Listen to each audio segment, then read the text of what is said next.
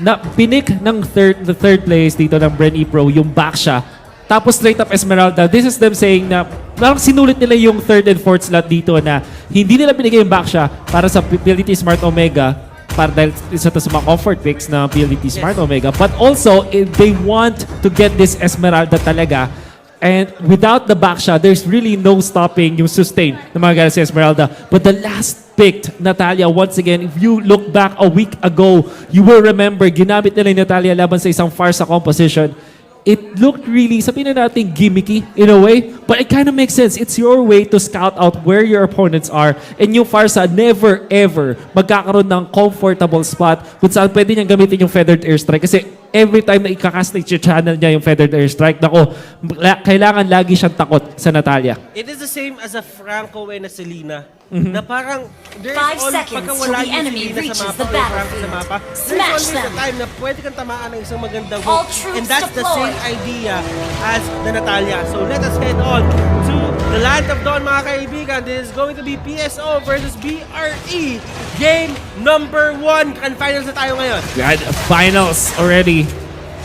And this is the Season 1 Championship na pinag-uusapan natin. Not just the conference finals, not just the conference championship, but the champion of the season. It all boils down to this Game 1 of this best-of-5 series. Malapit agad na pinapakita natin as Toshi gets and secures their own red buff. Interestingly, ang nangyayari kasi if you do play this Natalia is magkakaroon ka ng -1 in terms of your supporting cast, which kind of feels that Bren Epro needs to make this early game perfect for themselves. And kailangan ni Raflisha dito na mag-step up katulad ng ginagawa niya dati. Nung nag-Kufra siya, nung nagtatalya sila, it is very hard to tank alone. It is very hard to tank alone kasi isipin mo si Renshio dito. Yes, Renshio has a bit of tankiness then, but once the ultimate comes off, it seems like he's a normal hero again, di ba? Now, the problem is level 4 na itong ating Farsa. But at that moment, Bren Epro, they will just back out. The bigger problem already para sa Bren Epro na nakikita natin ngayon is under-level talaga yung kanilang supports. Both their supports, 1 minute 30 seconds in, they're just level 1. Ang ganda na pinapakita dito ng PSO on how they actually manage their XP. Na umaalis-alis si Haze minsan dun sa may range ng minions so that makuha ni Toshi yung buong XP. But right now, KLBJ gets called out. Wow! Look at the connection, mga kaibigan! KLBJ will be the first blood dito for the side of BRE. Pero sumagot sila sa may baba. They will get that kill on Haze.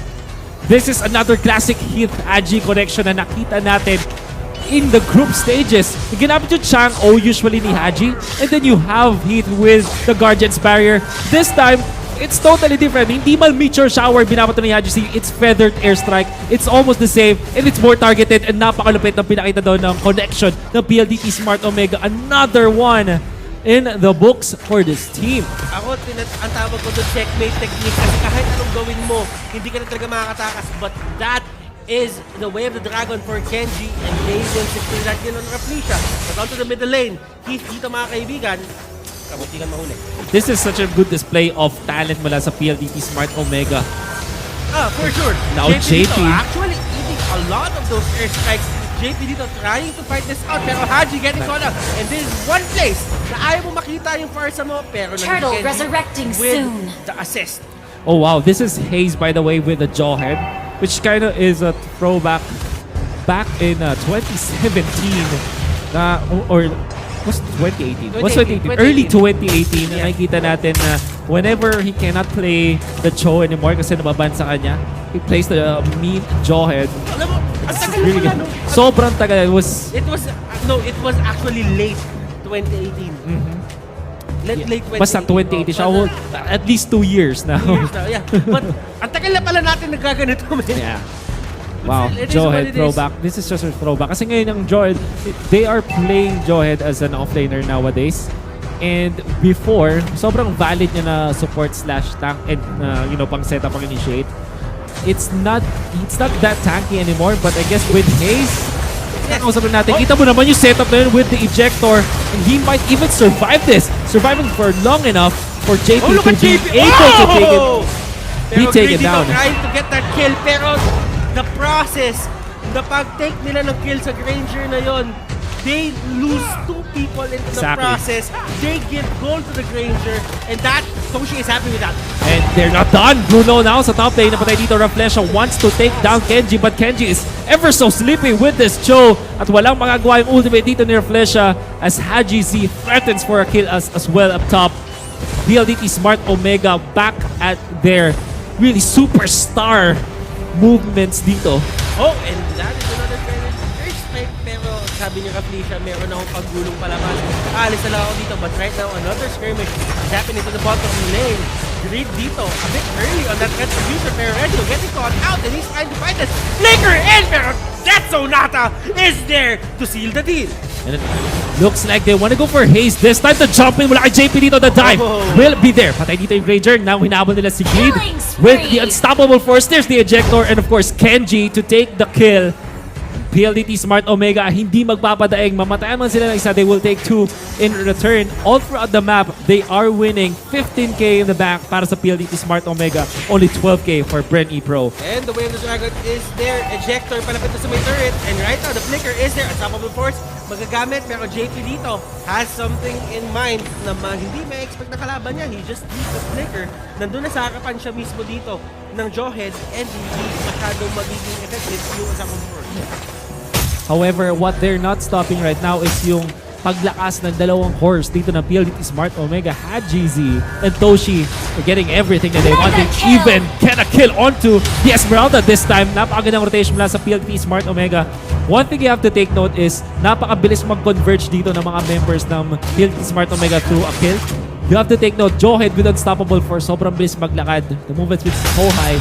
And of course, the Grok, when near the walls, is also very speedy. Oh, and actually, Greed stole the blue buff from that Farsa na retribution niya. And it's one of the things na ginagawa talaga ng isang Natalia. He can actually see kung ano man yung ginagawa dito kalaban and probably steal a few objectives here and there. Pero the knock-up is there. Felicia dito will be another casualty. But out of the backlines, Greed dito, hinahabol niya mga kaibigan si Haji. Haji, nag-bird form siya dito, pero does it matter? Will it matter? That is the question. That's so not, hindi tatama, pero the Wave of the Dragon is still there. Granger will get the kill onto the Esmeralda. Things are looking great for the side of PSO. Definitely. You have to take note, napakaganda nung pinakita doon ni Heath. But mamaya natin mag-usama because Kenji will have to run away. Fortunately, sa Shuncho, there's Shun po, there's Jit Kundo, kaya-kaya makalayo. You know what? Heath actually stopped the charging of the Moonlight, of the Falling Star Moon, I mean. Dahil dun sa kanyang wild charge, which is again, so much value. Hindi nila mamapatay agad si JP if not for that.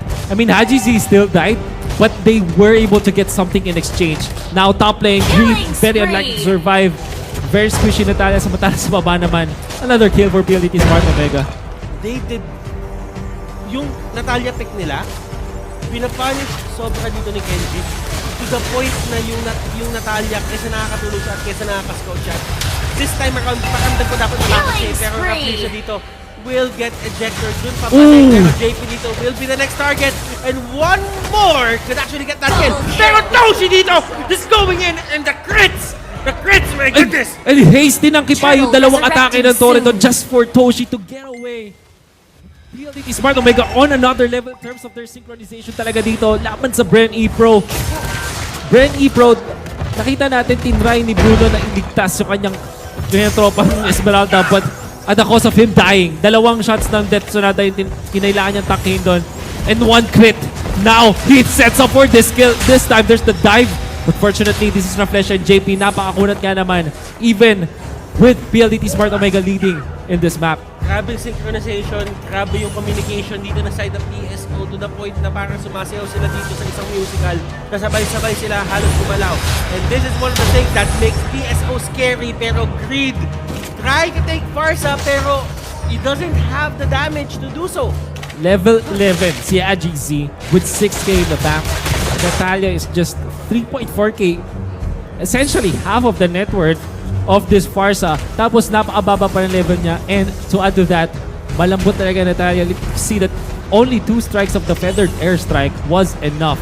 And now, Farsa is a problem para sa Bren Epro. Kahit si Raflesha ka dito on that backshot, which is naturally very tanky, hindi rin tumatagal mula dito sa members of PLDT Smart Omega. JP is doing great, but at the same time, JP can only answer one person to the side of PSO.